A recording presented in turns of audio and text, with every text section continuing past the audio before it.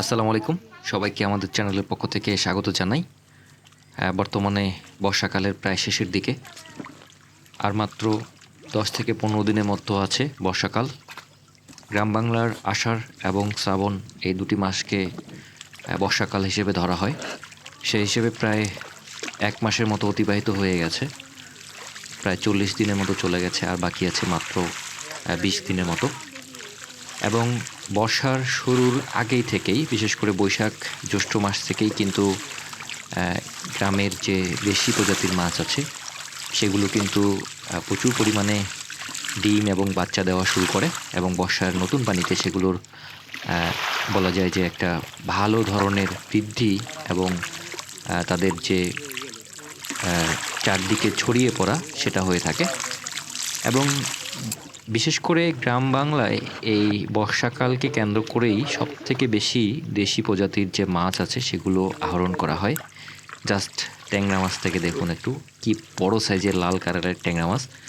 এবং আমরা আছি আমাদের উত্তরের জেলা ঠাকুরগাঁওয়ে, এবং এখানকার মাছ ধরার চিত্রই আপনাদের সামনে আজকে আমরা দেখাবো।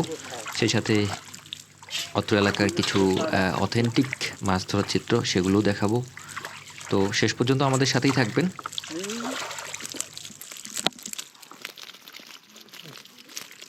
সুন্দর দেখা যায় তো।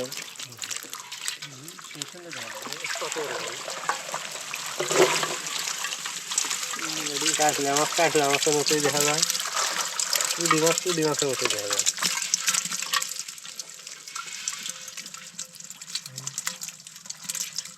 দেখা যায়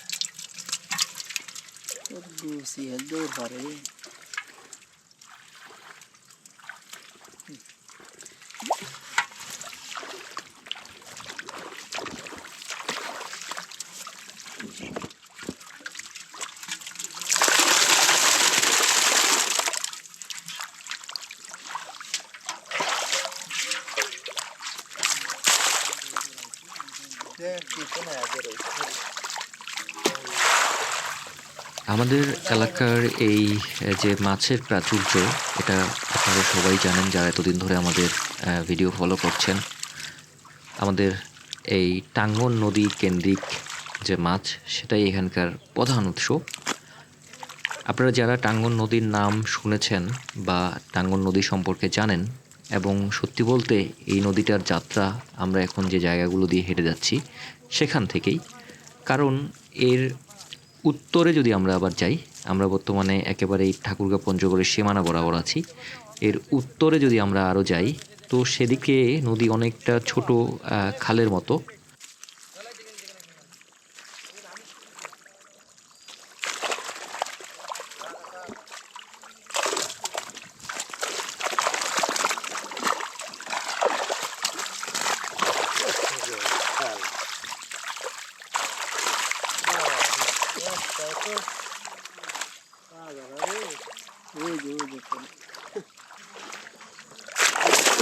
अरे बाप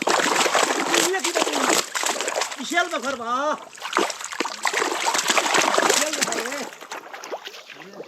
একটা আছে কি মাছ এটা? রুই রুই কি মাছ রে? অনেকটা আছে, ওই যে এখানে একটা লাগলো। হ্যাঁ এখানে আছে একটা কি রে?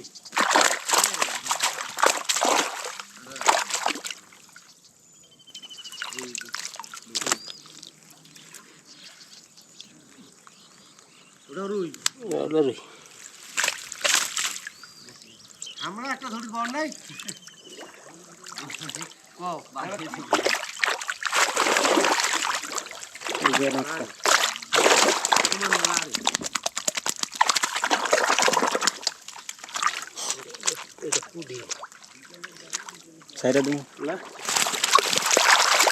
কটা ধরবার নিয়ে গেলাম। এই মাছ কটা মাছ খাওয়াই লাগবে, কোনো কথা নাই। এই দেখি মাছ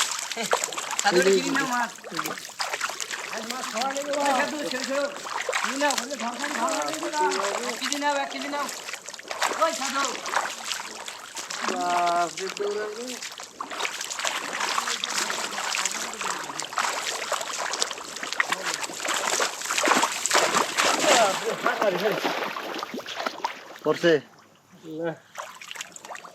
উঠছে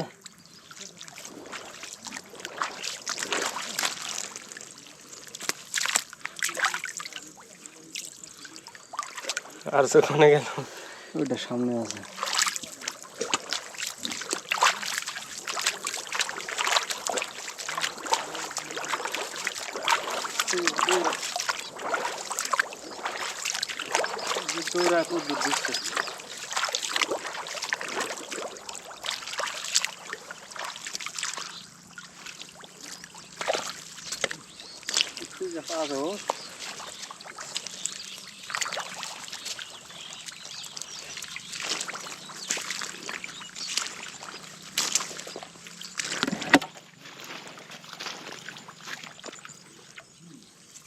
একটা এই যে হ্যাঁ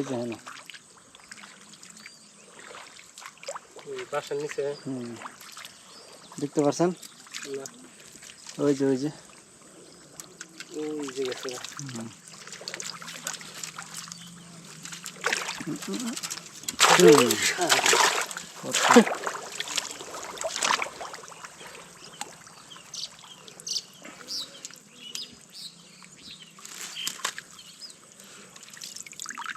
একটাই ছিল না এখন ওই সামনে আছে আর কয়েকটা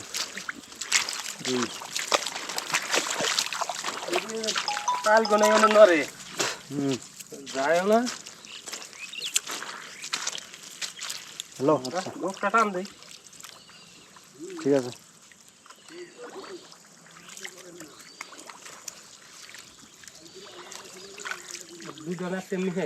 দুইটা না একটা জানি আমি একটা দেখছিলাম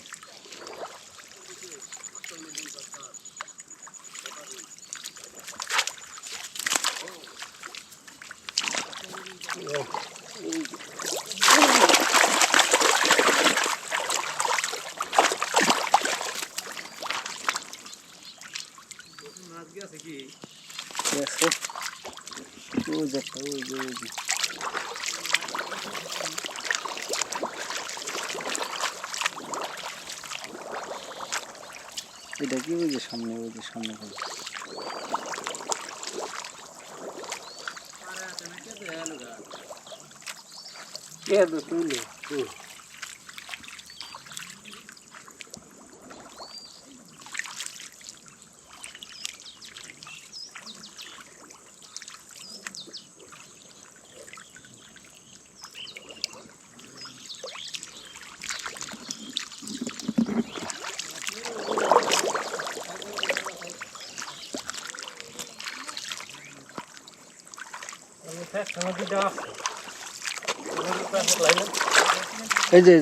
এই যে ওই যে বেশি পানিটার মধ্যে আছে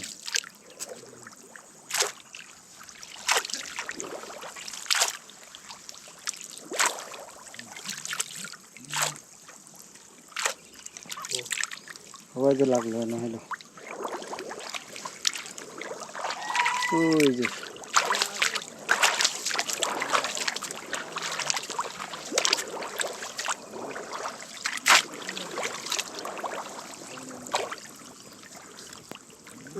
কোনে মানে মাছ আর কোনে মানে ছাপ দিছি ওই পাশে মনে হয় পাশটা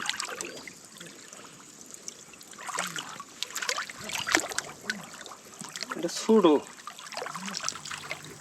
তো আমাদের এলাকার বলা যায় যে কম বেশি সবাই এই ধরনের ছকা তারপর বিভিন্ন ধরনের জাল দিয়ে সব সময়ের জন্যই তারা দেখা যায় যে মাছ ধরে থাকে তো যেটা বলছিলাম যে মৌসুমি বাতাসের কারণে এই অঞ্চলে আসলে প্রচুর পরিমাণে বৃষ্টি হয় তো আমাদের এখানকার পূর্ব দিকের নদী হচ্ছে করতোয়া ছোটোখাটো দুই একটা নদী বাদ দিয়ে যদি বলি পূর্ব দিকের নদী হচ্ছে করতোয়া বা আত্রাই এবং আমাদের পশ্চিমের নদী হচ্ছে ছোটোখাটো কিছু নদী যেমন কুলিক আছে নাগর আছে শুক নদী আছে এগুলো সব টাঙ্গনের সাথে যদিও মিলিত হয়েছে শুধুমাত্র একটা ভারতে চলে গেছে যেটা কুলিক নদী সো বিষয়টা দাঁড়ালো যে এই অঞ্চলের যে এত পরিমাণে বৃষ্টি সেই বৃষ্টিগুলো যাওয়ার জন্য ছোট ছোট নালা এবং খাল আছে এবং সেই খালগুলো সবগুলো এসে এই জায়গায় মিলিত হয়েছে এখানে প্রায় ছোট ছোট 60টা ধারা এসে মিলেছে এবং সেই 60টা ধারার যে পানিগুলো আসে সেগুলো কিন্তু বিস্তীর্ণ ফসলের ক্ষেত বা মাঠ যেটাকে আমরা বলি, আমাদের স্থানীয় ভাষায় যেটাকে বলা হয় কান্দর বাড়ি, সেখান থেকে কিন্তু আসে। এবং আপনারা দেখেন, ভালো করে খেয়াল করবেন, এই যে মাছ ধরছে আমাদের যে ভাই, ইনিও দেখেন যে নিচে কিন্তু দেখলেই বুঝতে পারতেছেন যে কিছুদিন আগেই এগুলোতে কিন্তু ধান চাষ করা হয়েছিল, মানে ধান বলতে বড় ধান যেটা, সেই ধান চাষ করার পরে সেগুলো ডুবে গেছে, বৃষ্টিতে ভরে যাচ্ছে এবং বর্ষাকালে পানি ডুবে যাওয়ার কারণে এগুলোতে আর চাষাবাদ হবে না, যেহেতু এগুলো নদীর পাশের জায়গা। তো সবগুলো এসে এইখানে মিলিত হয়েছে এবং এখান থেকেই টাঙ্গন নদীর প্রধান যে ধারাটা, সেটা এই ব্যারেজের, এখানে একটা ব্যারেজ আছে এবং এই ব্যারেজের পর থেকেই শুরু হয়েছে, যার কারণেই সমস্ত মাছের যে প্রাচুর্যতা সেটা এখানে লক্ষ্য করা যায়। এবং যেহেতু মহানন্দা এবং পদ্মার সাথে কানেক্টেড, তাই প্রতি বছরই মাছ ধ্বংস হয়ে গেলেও কোনো না কোনোভাবে এই নতুন পানিতে উজানের যে মাছ আছে সেগুলো চলে আসে এবং এই সকল অঞ্চলে মিঠা পানিতে এসে তারা বংশবৃদ্ধি করে এবং প্রচুর পরিমাণে দেশি প্রজাতির মাছ এই অঞ্চলে পাওয়া যায়।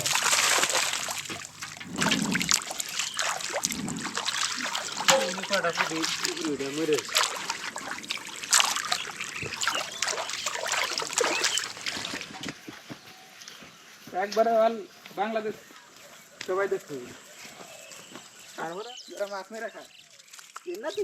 নদীর এই খাড়িগুলোতে অনেকেই অনেক পদ্ধতিতে মাছ ধরে থাকে, বিশেষ করে জাল দিয়ে। যখন এই মাছগুলো পানি যখন এগুলোতে ভরাট থাকে, তখন সেই মাছগুলো উপরের দিকেই থাকে এবং পানি ভরাট হয়ে যাওয়ার পরে এই মাছগুলো ধরা হয়। অনেকেই অনেক পদ্ধতিতে এখানে মাছ ধরে থাকে। তো সবথেকে বড় যেটা কথা সেটা হচ্ছে, আমরা নিজেরা যদি সচেতন না হই, তাহলে এই এত সুন্দর এত সুন্দর এত সুন্দর এই মাছগুলোকে আসলে ভবিষ্যতে রক্ষা করা সম্ভব হবে না। আপনারা যে সুন্দর সুন্দর মাছ দেখতেছেন, যদি আগামী 20-25 বছর পরে, আমার মনে হয় না আমরা যদি বেঁচে থাকি, এই সুন্দর সুন্দর মাছ আপনাদেরকে আমরা দেখাতে পারবো, যেগুলো একেবারেই উন্মুক্ত জলাশয়ে প্রাকৃতিকভাবে ধরা হয়ে থাকে।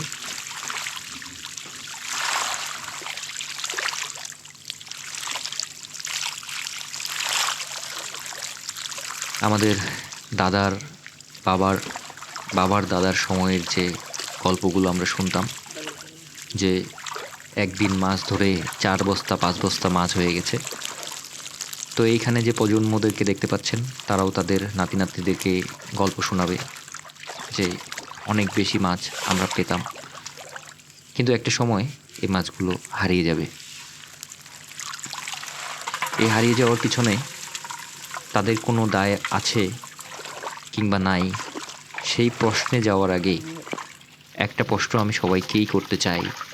সেটা হচ্ছে, আমরা সবাই দেখছি, আমরা সবাই সহ্য করছি, কিন্তু আমরা কিছু করতে পারছি না। এই ব্যর্থতাটা আমাদের তৈরি হয়ে গেছে। দেখুন সুন্দর সুন্দর দেশি প্রজাতির মাছ।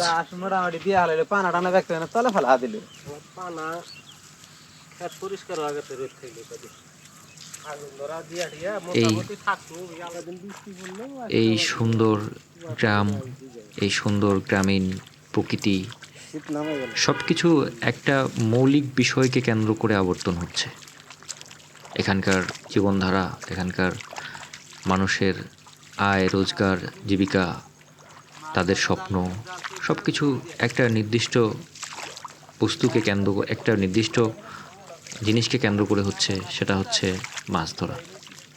মাছ ধরাটাই এখানে সবথেকে বেশি আনন্দের, সবথেকে বেশি প্রাচুর্যের।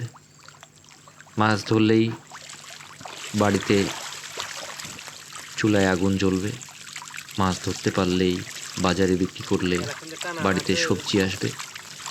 লাগামহীন পণ্যের দাম, লাগামহীন সবজির দাম, লাগামহীনভাবে বেড়ে চলেছে বিদ্যুৎ, জ্বালানি সহ সকল কিছুর দাম। আমরা এই অঞ্চলের একেবারেই প্রান্তিক জনপদের মানুষ, আমাদের সামনে কিছুই নেই।